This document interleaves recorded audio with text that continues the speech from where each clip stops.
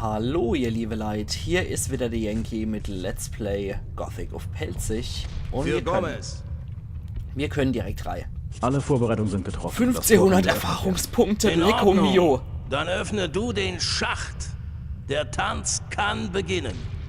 Gut, ich versuche hier auch so viel wie möglich Erfahrungspunkte einzustauben. Weil wenn die Crawler kommen, dann geht's richtig ab. Stufe 10 habe ich auch erreicht, das heißt, ich bin auch bereit für Magier. Hoch. Das war nicht so klug. Die Winde klemmt. Das war dumm. Das war richtig dumm. Ich habe es zweimal benutzt.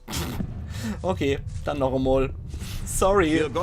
Das war dumm. Ich habe gedacht, ich muss mehrfach drehen. Alle Vorbereitungen sind getroffen. Bla bla bla bla. 1500 Erfahrungspunkte bringt das nicht schlecht. So, bitteschön. Und jetzt. Die Waffe weg. So, ich stehe hier an vorderster Front gegen die Crawler.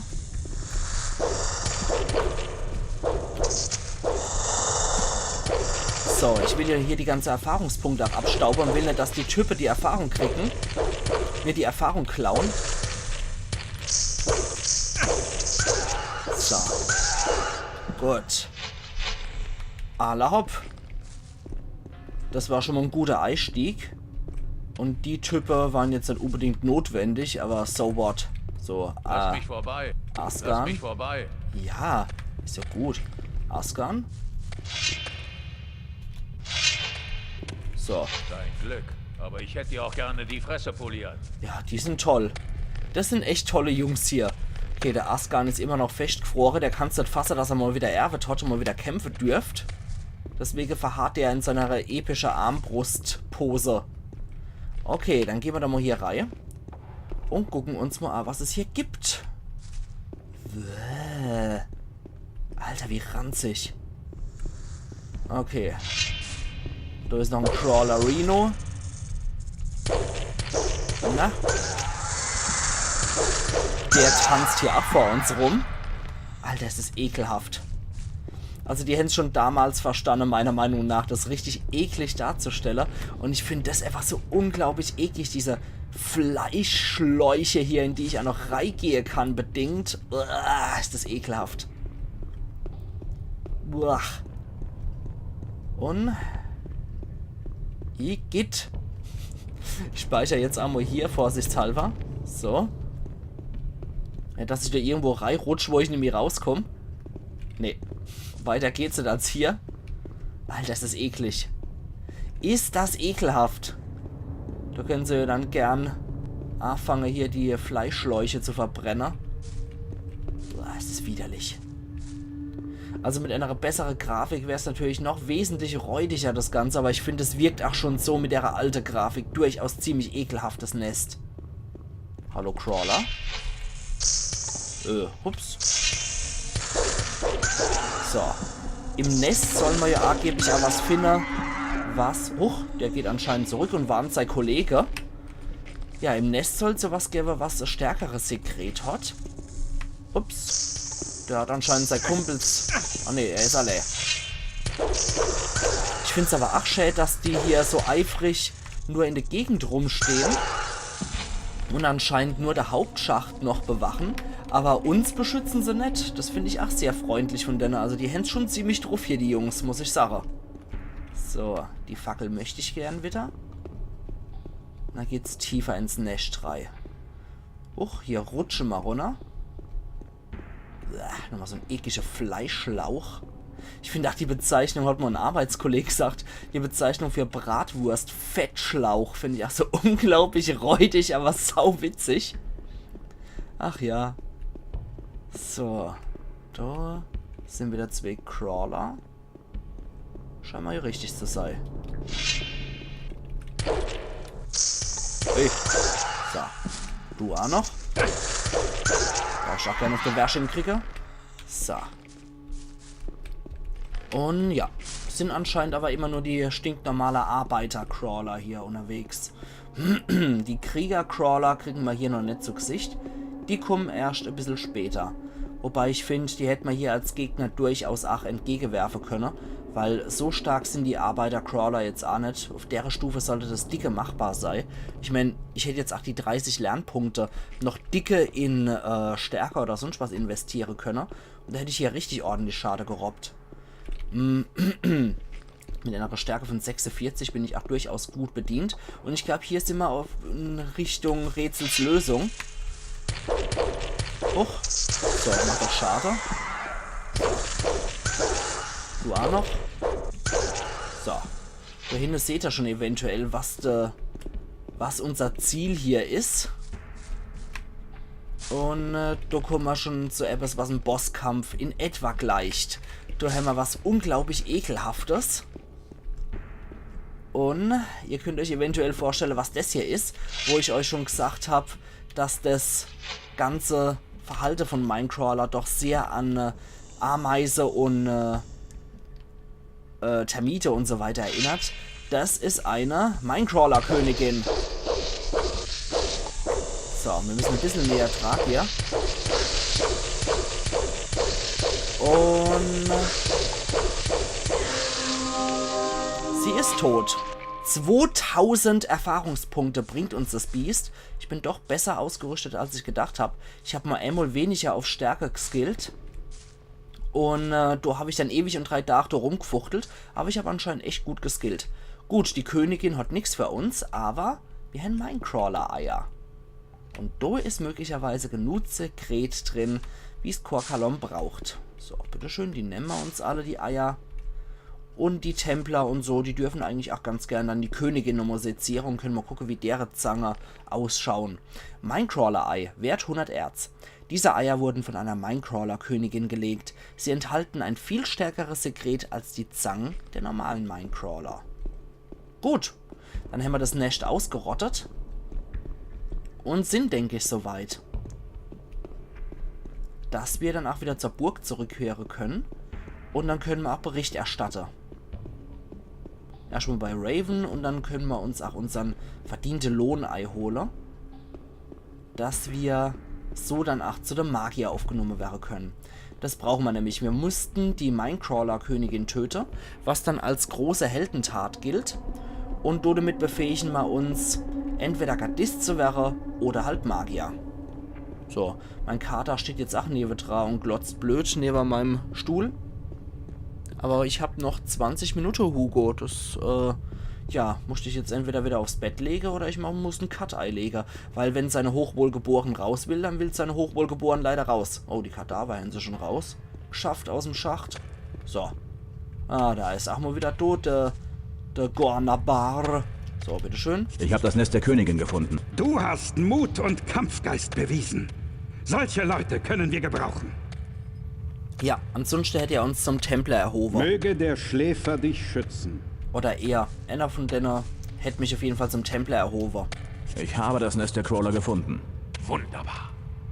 Gehe nun zurück ins Lager und beende deine Mission. Korkalom erwartet dich bestimmt schon. Okay, gut. Der Schläfer erwache. So viel wissen wir da auch. Und Gornavit. Ich habe das Nest der Königin gefunden. Im Namen der gesamten Bruderschaft danke ich dir dafür. Möge der Schläfer auch weiterhin seine schützende Hand über dich halten. Ja, das kriegen wir schon hier. Der Schläfer erwache. Und dann Asgard. Für Gomez. Der kriegt auch noch die Nachricht. Die Bedrohung durch die Minecrawler dürfte beendet sein. Das ist eine gute Nachricht. Werde gleich einen Boten zu Torvus schicken. Okay, das klingt doch schon mal ganz gut. Also hier haben wir es auf jeden Fall beendet. Dann sollten wir auch noch nicht nur am Chefgardist von der Mine, weil Asgarn ist ja offensichtlich der Chefgardist hier in der Mine, wenn ich mal seine Rüstung so angucke. Das ist der einzigste mit einer schweren Gardist-Rüstung. Ja, die Orks müssen hier die Scheiß-Arbeit machen. Na klasse. Und ja, dann können wir noch dem Verwalter, dem Chef von der Mine, Bescheid geben. Eventuell hat der noch ein bisschen Erz für uns, so dafür, dass ich die Königin gekillt habe. Hallo, ich bin euer Held hier. Für Gomez. Genau. Hast du was? Kannst du mir Erz geben? Wenn du mir Waren geben kannst. Nö. Den Scheiß will ich bestimmt nicht nochmal zurück. Okay, gut. Hätte ich sein können, dass er mir ein bisschen Erz von der Schmelze überlässt als Dank. Aber gut, jetzt können die hier in der alten Mine auch ohne Probleme weiter Erz abbauen. Und müssen sich nämlich davor fürchten, dass die Minecrawler sie attackieren, wenn es nicht weg ist. Ich habe auch die anderen Minecrawler-Arbeiter alle gekillt. Insofern, die Arbeiter sind tot, die Minecrawler-Arbeiter. Krieger gab's keine. Und die Königin ist auch erledigt. Das heißt, das war's erst einmal.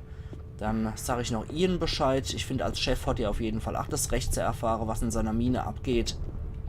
Deswegen berichte ich ihm noch. Für Gomez. So. Ich habe das Nest gefunden. Dann kehrt jetzt hier endlich wieder Ruhe ein. Nichts für ungut. Gute Arbeit, Kleiner. Hier, nimm diese Kiste Bier für deine Mühen. Okay, Ich merci. schaue mich mal um. Mach keinen Ärger. Ich doch nicht. Okay, Kiste Bier hat er uns gegeben. Auch nicht verkehrt. Dann heben wir doch mal Annie auf dein Wohl. So. Dabei natürlich schämende Füße wegknicke immer. Oder war das was Spezielles, was er uns gegeben hat? Ich glaube, das war spezielles Bier sogar. Was dann? Da ist es. Starkbier. Lebensenergie Bonus 6 und Wert 30. Okay. Ah ja, da können wir eigentlich... Wir haben ja noch ein bisschen Schade erlitten. Ups, das war das Falsche. So, auf dein Wohl, Ian. Bumpen wir noch ein Starkbier runter. So, sehr schön. Ich finde, das habe ich mir verdient. Erstmal ein normales Bier getrunken und dann hinterher gibt es auch ein Starkbier, was ich mir verdient habe. So, sehr gut. Das war jetzt leider nicht so der große Schatz, der man erwarten wird, den man vom Leiter von der Mine kriegt, dafür, dass man hier den Scheiß gemacht hat. Normalerweise hätte man jetzt eigentlich so vermuten können, okay, er ist hier der Mineleiter und er hockt hier direkt an der größten Quelle vom magischen Erz. Hätte er genauso gut sagen können, ja komm Bursche, du kriegst vom Haufe so einen Deal ab, da nimm da mal 1000 Erzbrocker oder so mit. Aber ein Starkbier-Kaster beziehungsweise so ein Starkbier-Sixer ist ja genauso gut. Und wahrscheinlich unglaublich selten hier. Ich glaube, die würden Killer für so einen Starkbier-Sixer. Okay, ich glaube, der Kater ist jetzt zu der rüber gelatscht. Ich werde es entweder hören, wenn er rumpienst und wirklich raus will, oder wenn er anfängt, wieder an Sache rumzukratzen. Ich hasse das. Jedes Mal, wenn der raus will, kratzt er irgendwo an Sache rum, um Aufmerksamkeit zu erringen. Huch. Geh doch mal zum alten Lager und sprich mit Torus darüber. Okay, ich soll mit Torus über Wir sehen irgendwas uns. sprechen. Okay, Sekreter Minecrawler. Ich sollte die Eier zu Korkalom bringen, bla bla bla bla. Große Sache der Bruderschaft. Na, da gibt's noch nix. Okay. Also auf jeden Fall soll ich mit Torus sprechen über die Sache. Na gut. Wahrscheinlich kam dann sowas wie: Hab gehört, was du gemacht hast. So Typen wie dich können wir gebrauchen. Sprich doch mal mit Torus drüber. Alles klar, das machen wir auch. Oh Gott. Uhr 25. Ich weiß nicht, ob Torus da noch seine Schicht hat. Okay. Ich glaube, das... wollte gerade sagen, ich glaube, das hört nämlich auf. So, du bist auch arbeitslos, mein Freund. Nee. Da kann ich nichts mehr sagen dazu. Aber die schwere Templerrüstung sieht eigentlich schon ganz cool aus. Aber ich denke, der Kumpel ist hier mittlerweile arbeitslos. Der kann jetzt auch keine Zange und so weiter mehr mitbringen. Er kann nur noch einen letzten Job erledigen. Er kann der Kadaver von der Minecrawler-Königin noch zu Korkalom schleppen. Ich denke, das wäre noch recht hilfreich. Also wenn die wollen, können sie natürlich gern hier das noch machen. Die Zange habe ich ja alle entfernt.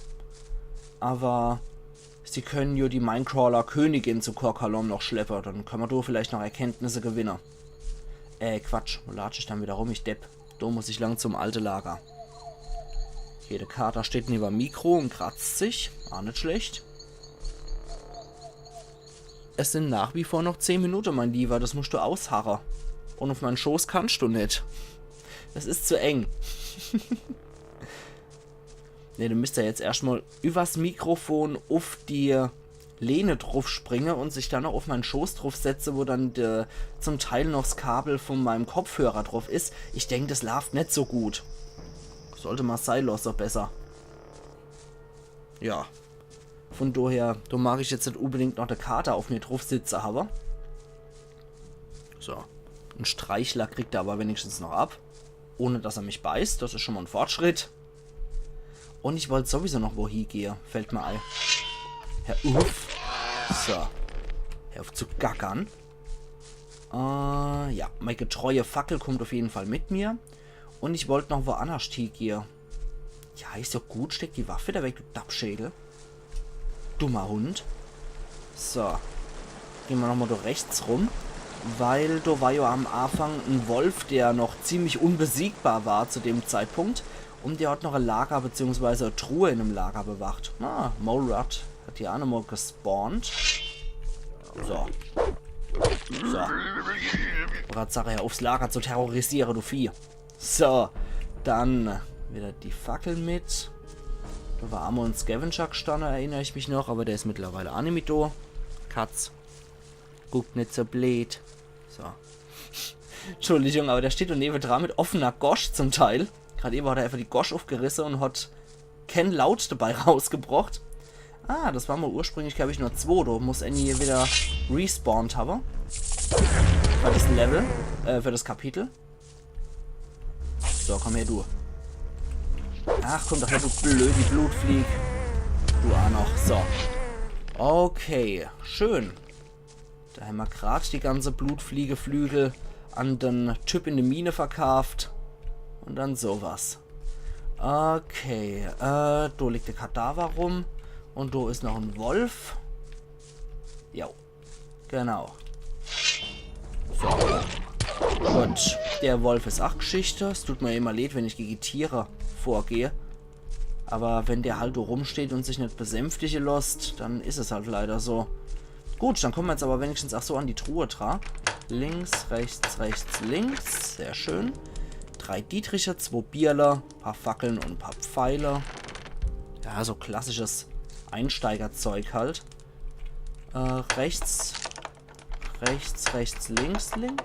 Rechts, rechts, links, rechts. Okay.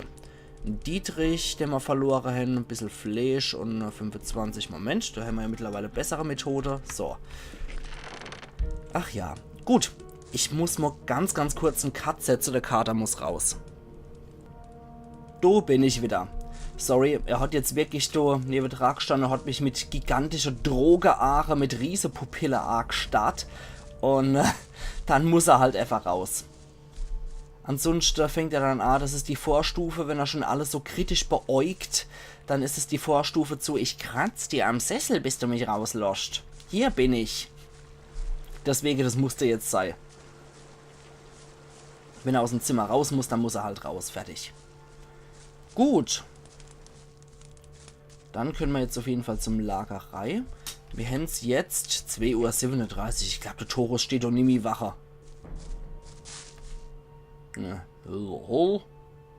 Was will er denn? Das wird er dir schon selber sagen. Okay, also das erste war wieder geschluckt, das war stumm, aber er wird wahrscheinlich gesagt haben, dass Torus mich sucht.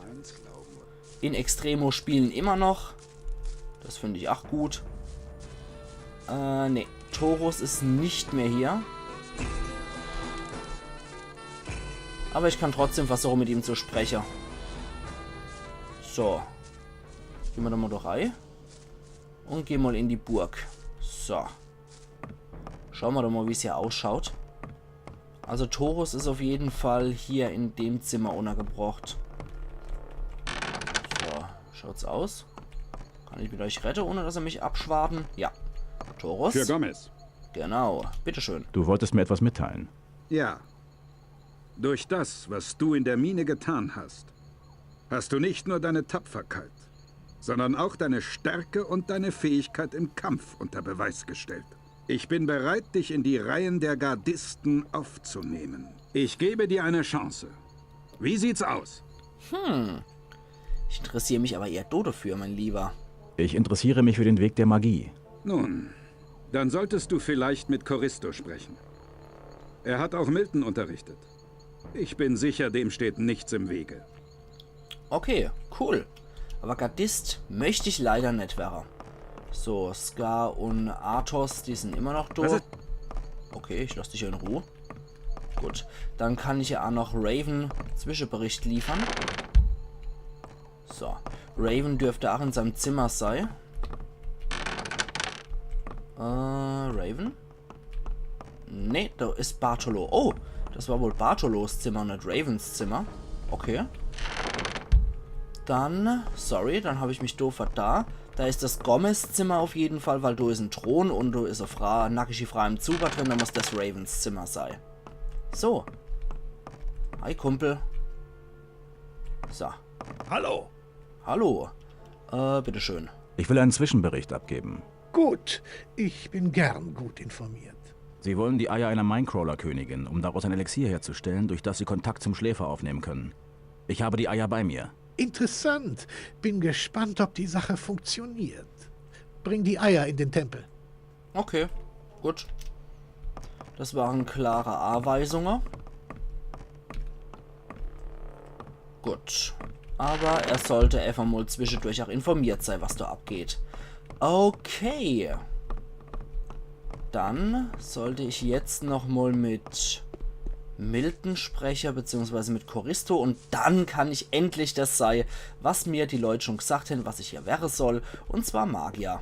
So, bitteschön. Ihr habt ja gesagt, ich soll Magier werden. Also mache ich das auch. So, Choristo, hi. Sei gegrüßt. Hallo, oberster Feuermagier. So. Erzähl mir, wie ist es, ein Magier zu sein? Wir sind die Magier des Feuers. Die Diener von Innos, dem Obersten aller Götter. Unsere Magie ist ein Geschenk der Götter. Wir sind auserwählt, zugleich Priester, Lehrer und Richter zu sein. Ein Geschenk, das zugleich eine Bürde ist. Ein Amt, das unser Leben bestimmt. Aber ich mild zu euch gehöre, trotz allem. Ich möchte in den Kreis der Magier aufgenommen werden. Du willst also ein Magier des Feuers werden. Schon viele wollten uns angehören und nur einen habe ich in all den Jahren zum Lehrling genommen. Alle anderen haben versagt. Dein Geist ist reif für die Aufnahme. Wenn du Magier werden willst, dann muss ich dich zuvor prüfen. Sag mir Bescheid, wenn du dich dieser Prüfung unterziehen willst. Ja, bitteschön.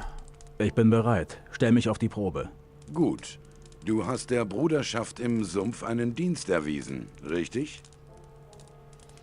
Ja, schon. Ja.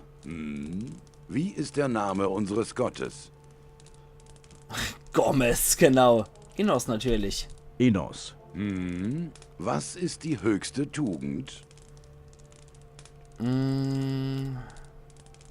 Ehrfurcht für den Göttern, würde ich jetzt mal sagen. Die Ehrfurcht vor den Göttern. Du hast gut und recht geantwortet. Ich werde dich die Kunst der Magie lehren. Folge mir nun zur Halle der Magie, wo du den alten Schwur leisten wirst. Das ist gerade so kracht. Sehr schön. Okay. Und da stehen ja schon ein paar parat. Huiuiui.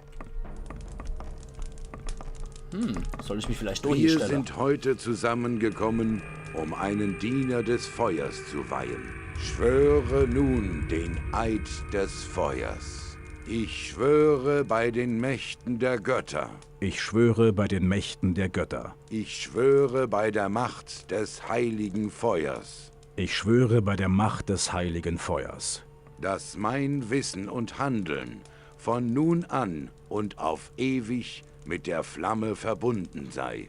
dass mein Wissen und Handeln von nun an und auf ewig mit der Flamme verbunden sei, Bis mein Körper einkehrt in Belias Reich und das Feuer des Lebens erlischt. bis mein Körper einkehrt in Belias Reich und das Feuer des Lebens erlischt. Mit den Worten des Schwurs bist du den Bund mit dem Feuer eingegangen. Trage diese Robe als Zeichen des ewigen Bundes. Sehr schön. Nimm diese Rune als Geschenk von Innos. Sie schütze dich auf deinem Weg. Dankeschön. Für jeden der Kreise gibt es ein Buch, in welchem die Zauber des Kreises erklärt werden. Studiere sie genau, denn Wissen bedeutet Macht. Nimm das Buch des ersten Kreises und lerne das Feuer zu verstehen. Du noch? Möge das Feuer dich allzeit beschützen. Dankeschön. Geh zur Seite. Oh, aber jetzt geht's zur Seite. Okay, Torres. Magie zu Ehren. Ah, die sagen jetzt nicht für Gommes, sondern hier Magie zu Ehren. Okay,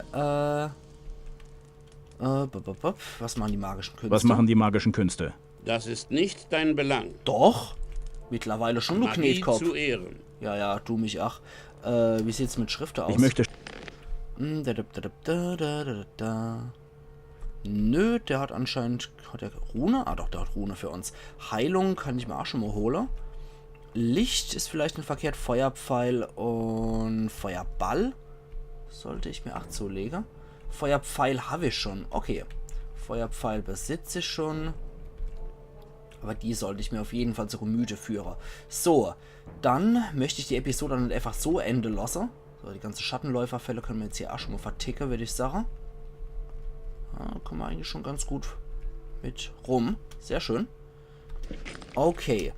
Dann mag ich mit einer anderen Hansel mal drüber sprechen, dass ich mal magische Kraft erhöhen mag. Und der erste Kreis der Magie will ich erstmal lernen. So, hohe Robe des Feuers. Meister, ich möchte die hohe Robe des Feuers tragen. Du bist noch nicht so weit. Komm erst wieder zu mir, wenn du mehr gelernt hast. Okay. Okay. Erkläre mir das Wesen der magischen Kreise. Natürlich. Die Kreise symbolisieren deinen Anteil an der magischen Macht. Sie stehen für Wissen, Begabung und für das Erlernen neuer Zaubersprüche. Du wirst jeden Kreis durchlaufen, bis du in den nächsten aufgenommen werden kannst. Es erfordert viele Lernstunden und es bedarf hoher Erfahrung, willst du die höheren Kreise erreichen. Doch die Mühe, sie zu erlernen, wird jedes Mal mit neuen, machtvollen Zaubern belohnt. Die Kreise der Magie sind aber noch mehr als das. Sie sind ein Teil deines Lebens. Sie werden dich immer begleiten. Mache sie zu einem Teil von dir. Ihre Macht zu verstehen, bedeutet, deine eigene Macht zu erkennen. Alle hopp. Gut, der erste möchte ich gerade mal lernen für 10 Ich bin jetzt bereit, den ersten Kreis zu erlernen. Den ersten der magischen Kreise zu betreten, bedeutet, die Anwendung magischer Runen zu erlernen. Jede Rune birgt in sich die Struktur eines speziellen Zaubers. Durch den Einsatz deiner eigenen magischen Energie bist du in der Lage, den Zauber der Rune zu wirken. Doch anders als Spruchrollen, die auch eine Zauberformel sind, sorgt die magische Kraft, die der Rune innewohnt, dafür, dass die Struktur des Zaubers erhalten bleibt. Jede Rune ist eine Quelle magischer Kraft, auf die du immer wieder zurückgreifen kannst. Deine eigene magische Kraft verbraucht sich beim Benutzen der Rune, wie bei einer Spruchrolle. Mit jedem Kreis, den du lernst, lernst du auch die Möglichkeit, weitere Runen zu benutzen. Nutze die Kraft der Runen, um dich selber zu erkennen. Okay.